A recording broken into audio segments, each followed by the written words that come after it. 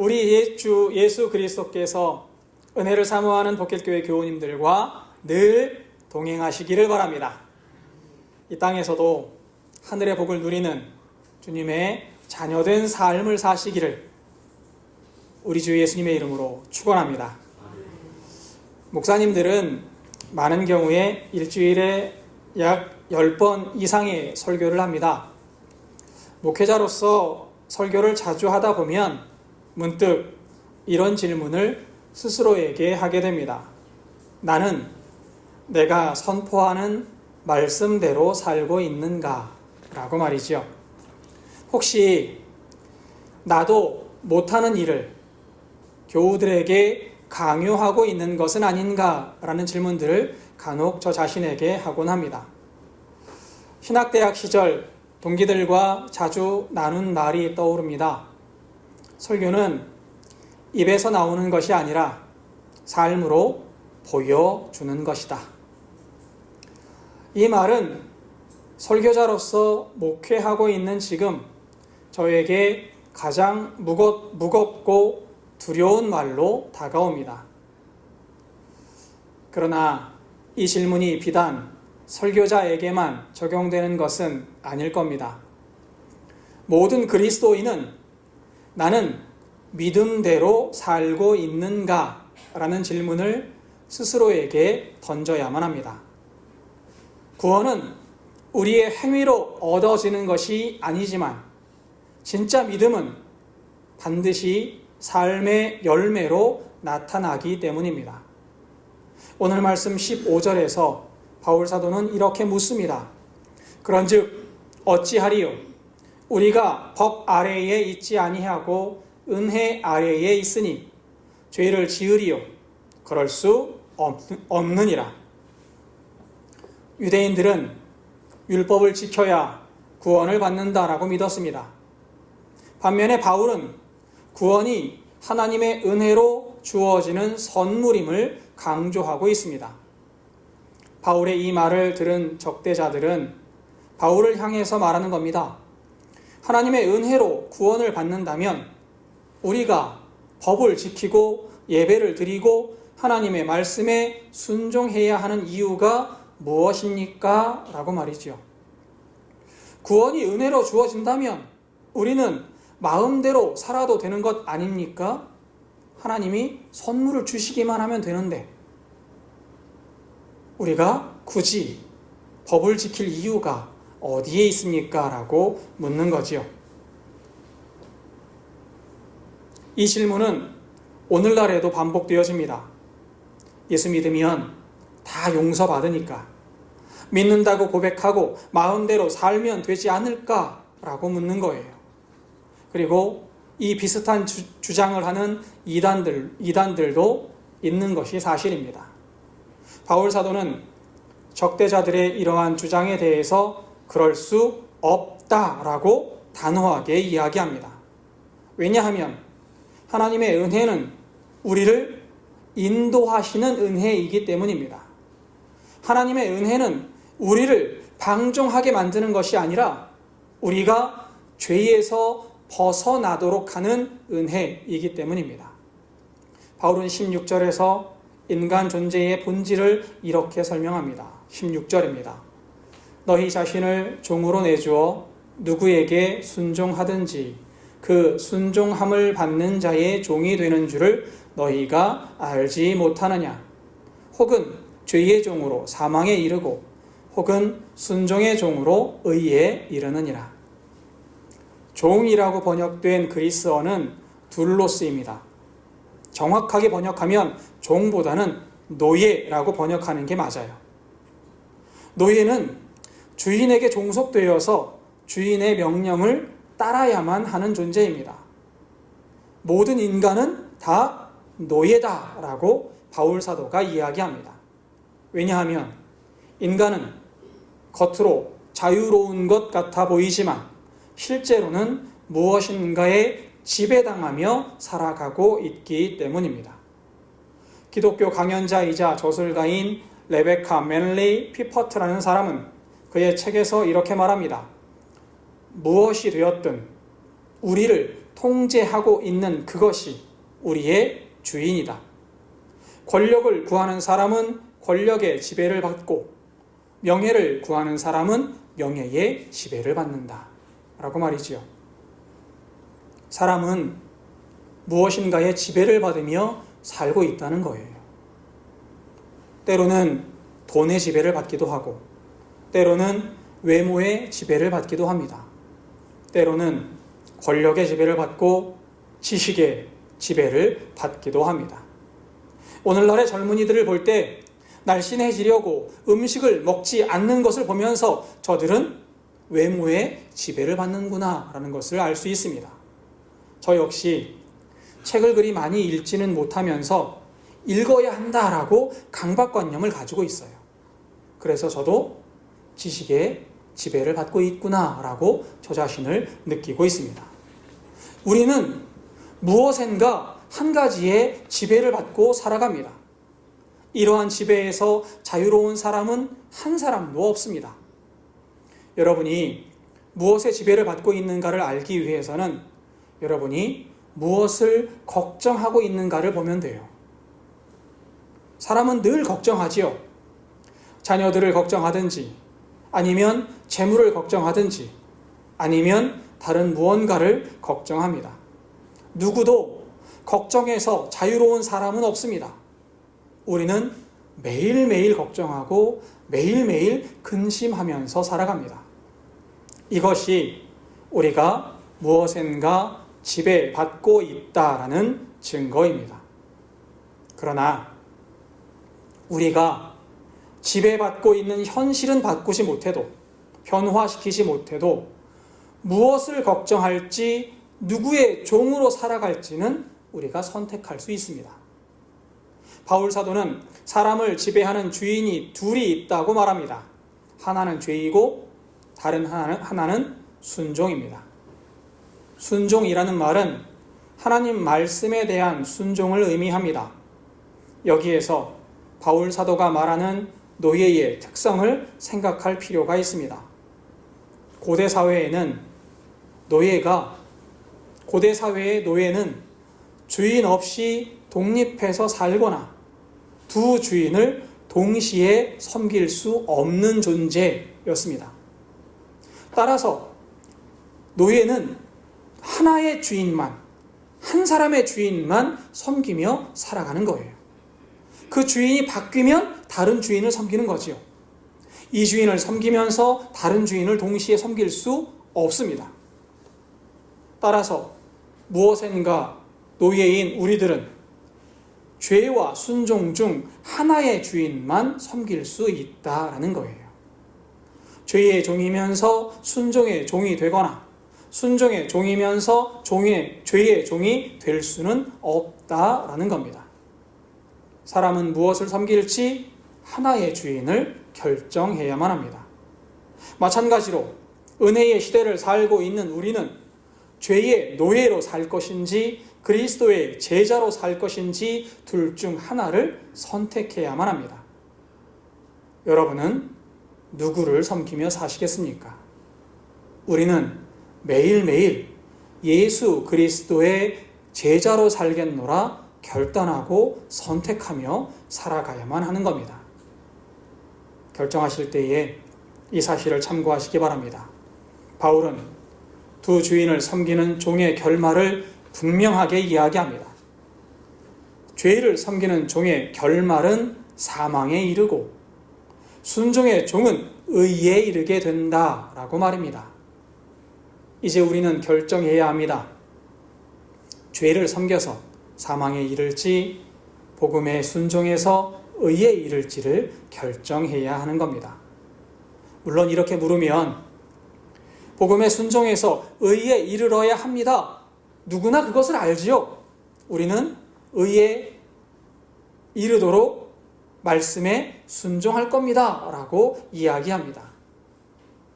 그러나 둘 중 하나를 선택하는 이 결정이 쉬워 보이지만 결코 쉽지 않습니다. 왜냐하면 생명과 의를 선택해야 한다는 사실은 알지만 우리의 육신이 죄와 더 가깝기 때문입니다. 사람은 본래 죄의 종으로 태어났고 죄의 종으로 살아왔기 때문에 죄를 벗어나는 일이 그리 쉽지만은 않습니다. 예수 그리스도의 은혜를 받기 전 사람은 죄의 종으로 사망에 이를 수밖에 없었습니다. 죄의 종으로 사망에 이를 수밖에 없던 우리에게 은혜가 주어진 겁니다. 죄의 종으로 사망에 이를 수밖에 없던 우리에게 예수 그리스도의 은혜가 주어졌고 이로 말미암아 의에 이를 수 있도록 순종의 종이 될 기회가 주어진 겁니다.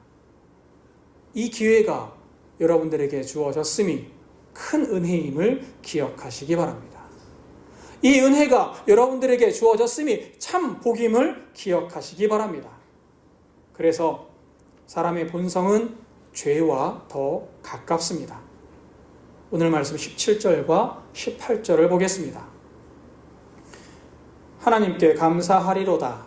너희가 본래 죄의 종이더니 너희에게 전하여 준 바 교훈의 본을 마음으로 순종하여 죄로부터 해방되어 의에게 종이 되었느니라. 바울 사도가 분명히 이야기합니다. 사람은 본래 죄의 종이었습니다. 본능, 욕망, 세상의 가치관에 지배당하며 살던 존재였습니다. 그러나 복음을 마음으로 믿어서 죄의 권세에서 해방된 의의 종, 곧 하나님의 종이 된 겁니다. 영화 속에 등장하는 수많은 단역 배우들을 생각해 보시기 바랍니다. 영화 속의 단역 배우들은 누구의 부하냐에 따라서 자신의 운명이 결정됩니다. 악당의 부하가 되면 쉽게 죽고 잊혀집니다. 그러나 주인공을 따르는 주인공의 부하가 되면 마지막 승리를 함께 누리는 거예요. 바울은 예수 그리스도를 믿기 이전에 우리는 결국 죽을 수밖에 없던 악당의 종이었다라고 말합니다. 결국은 죽고 잊혀지는 존재였던 겁니다. 그러나 예수 그리스도의 복음을 믿음으로 말미암아 예수 그리스도 구원의 은혜를 입음으로 말미암아 악당의 종에서 주인공의 동료로 신분이 바뀌었습니다. 죽을 수밖에 없던 존재가 의를 이루는 존재가 된 겁니다. 여기에서 중요한 첫걸음이 있습니다. 바로 내가 죄의 종이었다라는 사실을 인정하는 거예요. 17절에서 바울 사도는 너희가 본래 죄의 종이더니 라고 말합니다. 19절에서는 전에 너희가 너희 지체를 부정과 불법에 내주어 불법에 이른 것 같이 라고 말합니다. 우리는 본래 죄에 사로잡혀 있었고 죄의 영향력에 붙잡혀 있던 존재들이었습니다. 하지만 그 사실을 깨닫지 못하고 있는 거예요. 중동에서 활동하시던 선교사님 한 분이 계십니다. 이분이 극심한 박해 가운데 사역하시다가 생명의 위험을 느끼고 한국으로 잠시 피신하셨습니다. 선교사님이 한국에 피신해 있는 동안에 다른 나라 출신의 중동 선교사님과 전화 통화를 하는데 그분께서 이 한국으로 피신 오신 선교사님에게 이런 말씀을 하시더래요. 이곳 상황은 급박하고 위험합니다. 언제 우리가 붙잡힐지, 언제 추방될지 알지 못합니다. 그러나 저는 이러한 상황에서도 주님을 위해 섬길 수 있다는 사실이 감사합니다. 선교사님, 하지만 선교사님이 계신 한국은 이곳보다 영적으로 더 위험한 곳입니다. 그러니 조심하십시오 라고 말하더래요. 여러분, 한국이 왜 위험하지요? 한국 안전하잖아요. 예배를 드려도 누가 붙잡아 가나요? 찬송가를 부른다고 누가 욕을 하나요? 그렇지 않습니다. 그런데 왜 한국이 위험하지요? 안전하고 부유한 한국은 하나님과 세상을 동시에 섬길 수 있다고 착각하게 만들기 때문입니다. 신앙인들조차 예수님을 믿는다고 하면서 세상을 동시에 섬길 수 있다고 착각하게 만드는 거예요. 그래서 한국이 위험하다고 말하는 겁니다. 우리는 알지 못하지만, 우리는 느끼지 못하지만 우리의 죄는 우리 곁에서 항상 우리를 위협하고 있고 우리를 무너뜨리려 하고 있습니다. 이 사실을 자각하지 못하면, 이 사실을 깨닫지 못하면 죄가 우리를 범람해서 넘어뜨리고 말 겁니다. 바울은 우리가 죄의 종이었다는 사실을 깨닫고 우리는 항상 죄를 경계하며 살아가야 한다라고 말하고 있는 겁니다. 그리고 이제는 우리의 지체를 의에 내주어야 한다고 이야기합니다. 19절입니다. 너희 육신이 연약함으로 내가 사람의 예대로 말하노니 전에 너희가 너희 지체를 부정과 불법에 내주어 불법에 이른 것 같이 이제는 너희 지체를 의에게 종으로 내주어 거룩함에 이르라. 너희 지체를 부정과 불법에 내준다라고 말할 때에 이 내준다라는 말과 또 너희 지체를 의에게 종으로 내준다라고 말할 때 이 내준다라고 번역된 그리스어는 파리스테미라고 합니다. 파리스테미. 이게 어떤 뜻이냐면 옆에 서 있는 모습을 나타내는 거예요. 누군가의 옆에 서 있는 것. 누군가의 옆에 서 있는 게 왜 문제가 되지요? 그냥 서 있는 게 아니기 때문에 그렇습니다. 이 파리스테미는 누군가의 편에 서서 복종하는 모습을 나타내는 겁니다. 부정과 불법에 내준다라는 말은 나를 부정과 불법에 내던져서 부정과 불법이 나를 마음대로 조종할 수 있도록 내버려 둔다라는 거예요. 이전에 나는 부정과 불법에 나를 내던진 존재였습니다. 부정과 불법이 나를 마음대로 조종하도록 내버려 둔 존재였습니다. 그러나 이제는 나를 의에 내던져야만 합니다. 예수님께 나를 던져서 의를 이루도록 주님의 말씀에 순종해라 라고 바울 사도가 권면하고 있는 겁니다. 여러분, 믿음은 나를 내던지는 거예요. 예수님께 나를 내던지는 겁니다. 주님께 나를 던져서 주님의 말씀에 나를 맡기는 것을 이야기합니다. 주님께 나를 내던져서 주님께서 나를 주관하시도록 만드는 것, 이것이 믿음이라고 말하는 거예요. 바울 사도는 죄의 종으로 사망에 이를 것인지 의의 종으로 생명에 이를 것인지를 선택하라고 말합니다. 죄와 불법에 나를 내던질 것인지 예수님께 나를 내던져서 영생을 받아 누릴 것인지를 선택하라는 거예요. 22절 말씀도 읽겠습니다. 그러나 이제는 너희가 죄로부터 해방되고 하나님께 종이 되어 거룩함에 이르는 열매를 맺었으니 그 마지막은 영생이라.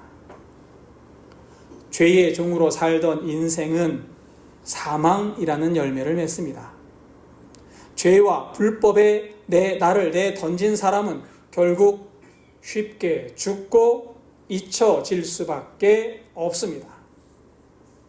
반면에 하나님께 종이 된 사람은, 예수 그리스도께 나를 내던진 사람은 거룩함의 열매를 맺는다라고 바울 사도가 말합니다. 그리고 그 마지막은 영생이라는 거예요. 미국의 젊은 선교사 짐 엘리엇 이야기를 들어보셨을 겁니다. 그는 아내인 엘리자베스와 함께 에콰도르 원주민을 복음화하기 위해 헌신했던 사람입니다. 외부인에게 적대적이었던 아우카족에게 복음을 전하기